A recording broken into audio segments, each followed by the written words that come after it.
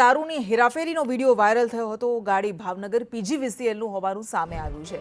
PGVCL પોલીસની ગાડી હોવાનો ખુલાસો થયો। વિડીયો વાયરલ થતા આ સમગ્ર મામલાની તપાસ પીએસઆઈને સોંપવામાં આવી છે। જોકે વાયરલ વિડીયો મુદ્દે પોલીસ લૂલો બચાવ કરી રહી છે કે જીયુવીએનએલ પોલીસ વીજ ચેકિંગમાં ઉના ગઈ હતી। ઉનામાં હોટલ બંધ હોવાથી દીવ જમવા ગયા હતા। ગાડીમાં કોન્ટ્રાક્ટ બેઝના કર્મચારીઓ સવાર હતા। જો દારૂ લઈને જતા હશે તેમની સામે કાર્યવાહી કરવામાં આવશે। વર્ગ 2 ના અધિકારીને બોલેરો કાર ફાળવવામાં આવે છે।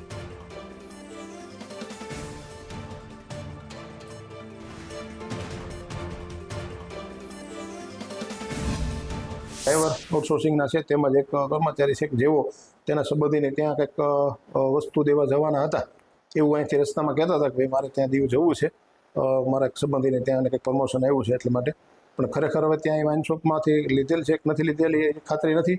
અમારા ઉપલા અધિકારી તેઓને અત્યારે ચકાસણી કરે છે, તપાસ કરી અને જો કંઈ હકીકત હશે તો એના વિરુદ્ધમાં કાયદેસરના પગલાં લેવામાં આવશે।